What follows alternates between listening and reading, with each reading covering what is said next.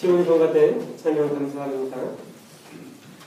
오늘 말씀은 마태복음 5장 38절에서 42절 말씀입니다. 우리 조국인 대한민국은 섬 아닌 그런 섬나라죠. 삼면은 동쪽, 서쪽, 남쪽은 바다가 있고 또 북쪽은 휴전선이 가로막고 있어서 다른 나라로 이동을 하려면 배나 비행기가 아니면 다른 나라로 갈 수 없는 섬 아닌 그런 섬나라입니다. 냉전의 외딴 섬 한반도에 살고 있는 우리 크리스천들이 북한을 미워해 온 지가 벌써 반세기도 넘었습니다. 제가 얼마 전에 전도하러 갔는데 저에게 어떤 그 분이 저한테 동성애를 찬성하시느냐 이렇게 물어본 적이 있었습니다. 제 개인적으로 그 질문은 마치 회사를 다니는 것과 자기 사업을 하는 것 중에 어떤 것이 더 옳으냐라고 묻는 것과 다름이 없다고 생각을 합니다. 제 학교 후배가 장애인들, 정신지체아들이 모인 그 장애인 학교 그곳에 선생님으로 근무하고 있는데 사람들의 시선이 굉장히 큽니다. 그리고 장애인 학교가 어느 지역에 들어간다고 하면 반대하는 사람들이 굉장히 큽니다. 또 일반 학교에서 장애인들을 받아들여서 그 아이들을 가리킨다고 하면 또 그것에 대해서 반대하는 사람들이 굉장히 큽니다. 이처럼 우리는 체제나 사상이나 이념 이런 것이 나와 다른 사람들을 우리는 좀 이상하게 생각하고 더 나아가서 증오하기까지 합니다. 그 사람이 나에게 아무런 피해를 주지 않았지만 그러나 그 사람을 이상하게 생각하고 증오하는 동성애자를 또 공산주의자를 이슬람 사람들을 우리가 증오하거나 이상하게 생각하기 전에 과연 그 사람들에게 우리가 보내는 그 증오심이 성서적일까? 이것을 우리가 물어야 합니다. 그리스도인들은 예수님이 원수를 사랑하라, 또 바울이 선으로 악을 이기라 이런 명령을 우리가 어떻게 해석하고 어떻게 실천할 수 있겠습니까? 우리가 어떻게 원수를 사랑할 수 있습니까? 원수는 우리가 흔히 머릿속에 있는 것처럼 초전박살 내야 하는 그러한 상대, 북한은 그런 상대죠. 그런데 어떻게 그것을 사랑하란 말입니까? 우리가 굉장히 일어서는 악을 우리가 어떻게 착함으로 이겨낼 수 있단 말입니까? 그것이 너무 낭만적이고 아니란 그러한 처방이 아닌가 생각도 될 수 있습니다. 우리 사사로운 개인의 삶에서도 원수를 사랑한다는 것은 참으로 어려운 그런 일입니다. 걸핏하면 우리 남한에 도발을 하고 무장간첩을 침투시키고 이런 북한을 우리가 어떻게 사랑할 수 있습니까? 거짓말도 잘하고 핑계도 잘 대고 테러도 일으키는 이슬람 사람들을 어떻게 사랑할 수 있습니까? 또 내가 호의를 베풀어도 그 호의를 호의로 받아들이지 않는 그러한 사람들을 어떻게 사랑할 수 있습니까? 곤욕스러울 때가 굉장히 많이 있습니다. 특히 믿는 사람들에게는 이 문제는 더욱더 곤혹스러운 그러한 문제입니다. 하지만 그리스도인들은 이 곤혹스러운 문제를 풀어야 합니다.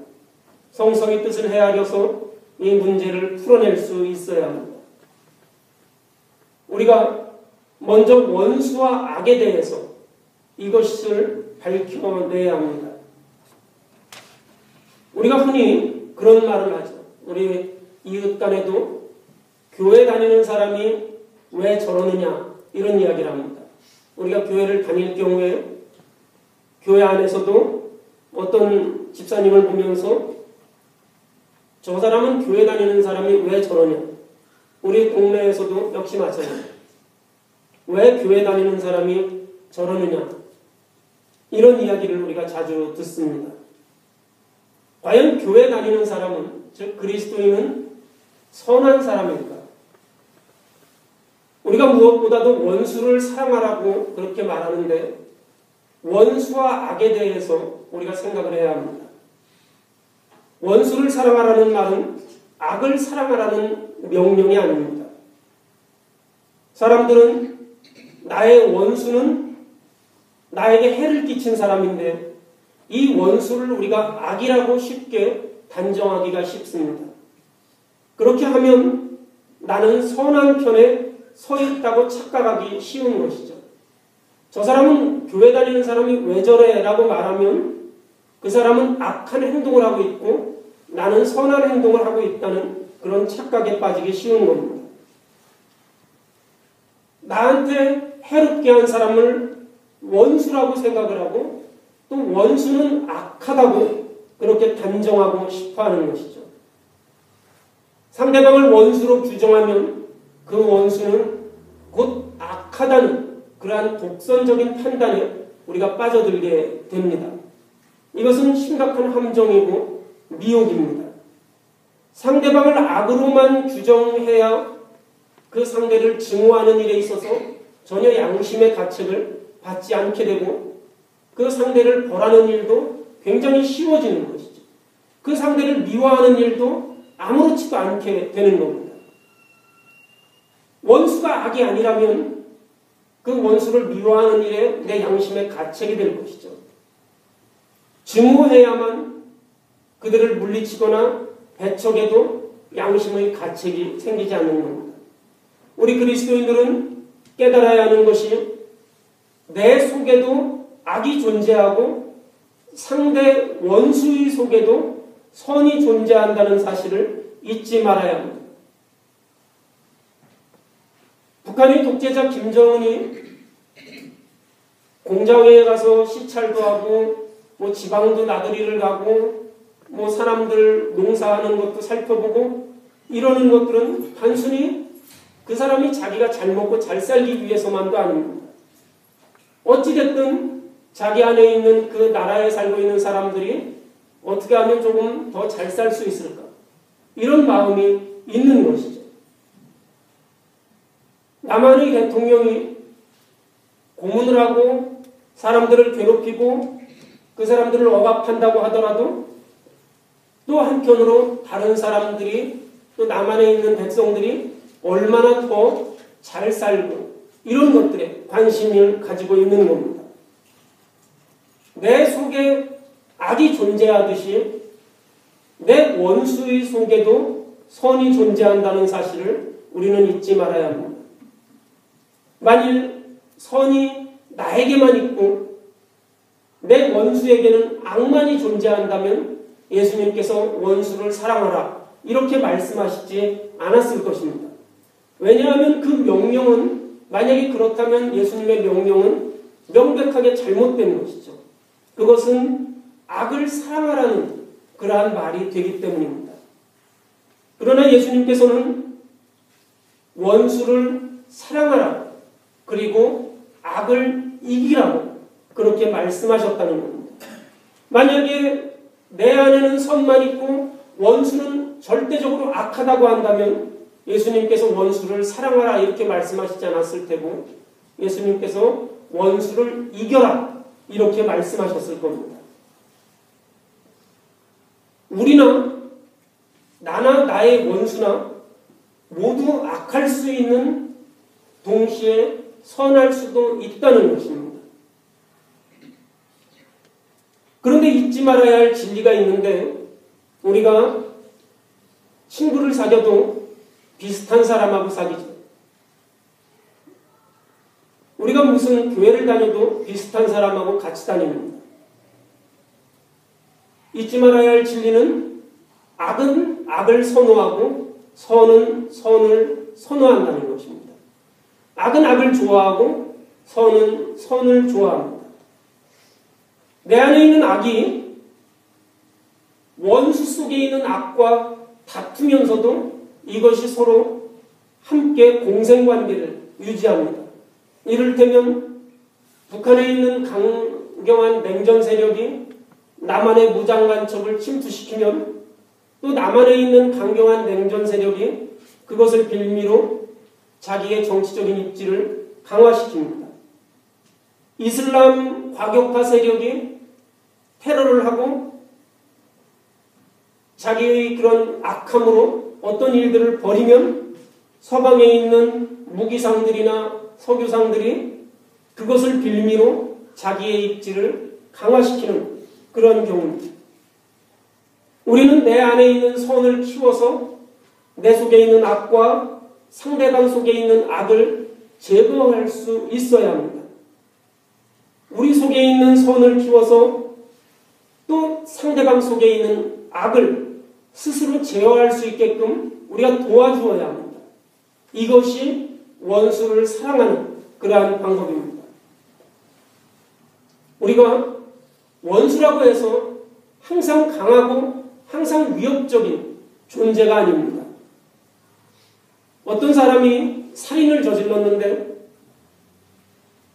왜 살인을 저질렀냐면 밤에 좀도둑이 들어왔는데 너무 무서워서 자기 주변에 있는 물건을 그 좀도둑에게 던지고 또 던지고 또 던졌더니 그 사람이 머리에 상처를 입고 쓰러져서 죽게 된 겁니다. 나의 원수라고 해서 항상 강하고 항상 위협적인 존재는 아닙니다. 우리가 뭐 이슬람 사람들이, 북한 사람들이 우리가 원수라고 해서 그 사람들이 늘 강하고 위협적이진 않습니다. 또 내 주변에 있는 사람들이 나의 원수라고 해서 그 사람들이 항상 나를 욕하거나 나에게 위협적인 그러한 존재가 아닙니다. 원수들도 줄이고 목마르고 헐벗을 때가 있습니다. 원수도 일이 잘 안 될 때가 있어요. 여러분이 여러분의 이웃들하고 이렇게 살면서 원수를 맺을 수가 있습니다.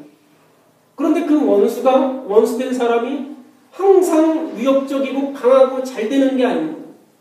원수도 일이 잘 안 될 때가 있어요. 원수도 사업에 실패할 때가 있습니다. 원수도 대학에 못 들어갈 때가 있어요. 그런 경우를 볼 때 우리는 즐거워하기가 쉽습니다. 야, 저 사람은 벌을 받았구나. 저 사람은 하나님한테 징계를 받았구나. 그래서 사업도 실패하고 진학도 실패하고 하는 일도 잘 안 됐구나. 나한테 잘못되게 굴더니 벌을 받았다. 이러면서 즐거워하는 경우가 있습니다. 아주 보기 좋다고 손뼉을 칩니다. 잠언 24장 17절에 보면 원수가 넘어질 때 즐거워하지 말아라. 원수가 엎어질 때 마음에 기뻐하지 말아라. 라고 이야기합니다. 나를 괴롭히던 사람이, 나에게 잘못한 사람이 사업에 실패할 때 즐거워하지 말라는 겁니다. 그 일에 대해서 기뻐하지 말라는 겁니다. 성경은 그런 자세를 극복하도록 요청하고 있습니다. 원수도 잘못될 수 있어요. 그때 기뻐하지 말라는 겁니다. 원수가 이런 어려운 형편에 처하게 됐을 때 믿는 이들은 어렵겠지만 박수를 치고 싶겠지만 마땅히 그들을 도와주어야 한다는 것입니다. 이것이 예수님의 명령입니다. 지극히 작은 자 하나가 줄일 때 먹을 것을 주고 목마를 때 마실 것을 주고 헐벗었을 때 입을 것을 주어야 영생을 얻을 수 있다고 그렇게 가르치십니다. 이 명령은 또 도움받는 원수의 변화를 의미하기도 합니다. 여러분이 뜻하지 않게 사이가 좋지 않은 사람에게, 원수로 여겼던 사람에게 도움을 받은 적이 있습니까? 그런 경험이 있다면 얼마나 그것이 나를 변화시키는지 모릅니다. 여러분이 이웃과 굉장히 안 좋은 사이로 지내고 있으면서 너무나 적대적인 관계를 가지고 있었는데 아침에 출근하려고 갔더니 타이어가 펑크나고 시간은 없고 이러는데 그 이웃이 지나가면서 태워줄 테니까 타라 이렇게 이야기하면 그 내 마음이 얼마나 흔들리는지 모릅니다. 뜻밖의 도움으로 원수에 대한 인식이 흔들립니다. 흔들린다는 것은 내 안에 있는 선한 부분이 힘을 얻는 것입니다. 원수에 그때의 선한 부분이 강화되는 것입니다. 성경에 보면 원수가 스스로 부끄러워하는 행위를 머리에 숯불을 쌓는다고 그렇게 표현하고 있는데, 머리에 숯불을 쌓는다는 것은 여러 가지 의미가 있는데요. 고대 이집트에서 밤 기온이 많이 추워서 내려가고 낮에는 뜨겁지만 밤에는 춥고 이럴 때 숯불을 잘 관리하지 못해서 숯불을 꺼뜨리면 그 숯불을 얻기 위해서 이 머리에 화로를 이고 남의 집에 찾아가서 숯불을 빌려오는 겁니다. 추워서 죽게 생겼는데 어떡합니까? 원수라도 그 집에 찾아가서 숯불을 좀 달라고 뻔뻔스럽지만 그렇게 이야기하는 거죠. 그때 나의 원수된 사람이 내가 숯불을 빌려주지 않으면 이 사람이 밤에 죽을 수 있으니까 비록 원수지만 뻔뻔하지만 내가 그 사람에게 숯불을 빌려주는 겁니다. 그러면 그 사람은 그 숯불을 머리에 화로를 이고 자기 집으로 돌아가면서 얼마나 그 얼굴이 화끈거리겠습니까? 머리에 인 그 화로의 불 때문에 화끈거리는 것이 아니라 나는 저 사람을 원수로 생각했는데 그래도 저 사람이 나에게 이렇게 숯불을 빌려주었구나. 그것으로 인해서 자기의 마음이 부끄러워지는 것이죠. 수치심이 드는 겁니다. 그래서 원수가 스스로 부끄러워하는 행위를 성서에서는 숯불을 머리에 쌓는다 이렇게도 표현합니다. 만일 사람이 수치심을 모른다면 짐승과 같을 것입니다. 머리에 숯불을 얹어놓은 것 같은 강렬한 뜨거움으로 수치심을 느낄 수밖에 없습니다. 수치심은 사람만이 가질 수 있는 것이고 또 양심을 지닌 인간이기에 그 수치심이 가능한 것입니다. 만일 내 상대방 원수가 아니라 이 사람이 악이라면 어떻게 해야 합니까? 악을 사랑해서는 안 됩니다. 타협해서도 안 됩니다. 삼자로서 방관해서도 안 됩니다. 구경하거나 방관하는 일은 오히려 악을 효과적으로 도와주는 그러한 행위입니다. 총체적인, 절대적인, 악마적인 힘으로 우리를 압살하려고 할 때 우리는 악에 맞서야 합니다. 그런데 물리적으로 대응하기에 너무나 연약할 때 어떻게 이겨낼 수 있습니까? 예수님 자신이 막강했던 로마의 권력이나 강력했던 토착적인 율법주의 세력들 앞에서 느꼈던 당신의 실존적인 문제가 이것이었습니다. 너무나 강한 악을 어떻게 이길 수 있을까? 예수님을 따르는 제자들 중에서 열심당이라는 당원들은 무력을 대응하기를 바랐습니다. 예수님은 그 방법을 택하지 않았습니다. 고난과 죽음, 가르침과 고치심의 삶 속에서 거듭 확인하는 것은 폭력이나 칼로 그 문제를 해결할 수 없다는 것입니다. 설령 그 칼에 의해서 죽임을 당하더라도 칼의 악함이 마침내 억울하고 착한 죽음 앞에서 무릎 꿇게 된다는 진리를 예수님은 우리에게 보여주십니다. 그것은 보복의 힘이 아니라 부활의 힘입니다. 예수의 죽음이 로마의 군인으로 하여금 진실로 이 사람은 참된 사람이다. 진실로 이 사람은 하나님의 아들이다. 이러한 고백을 하게 하는 것. 이것이 부활의 힘입니다. 로마의 막강한 군사 세력이나 토착적인 율법주의자들의 강력한 율법의 힘도 예수님의 사랑의 힘, 악에 의해 죽임당하더라도 그 악에 굴복하지 않고 죽을 수 있는 사랑의 힘 앞에는 무너질 수밖에 없는 것입니다. 기독교가 초대교회를 통해서 새롭게 거듭난 것, 바로 이 사랑과 부활의 능력입니다. 그러나 우리가 이런 절대적인 악을 만나는 일이라는 것은 우리가 참으로 쉽지 않은 그러한 경험이죠. 우리는 대부분 다 선과 악을 함께 가지고 있는 사람을 만나고 그 사람들을 나의 원수로 대하게 됩니다.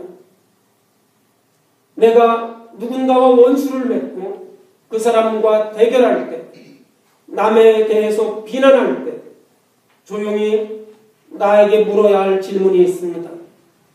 과연 저 사람은 악한 사람이라고 단정할 만큼 내 자신이 선한가? 이것은 우리 그리스도인의 물음이 되어야 합니다.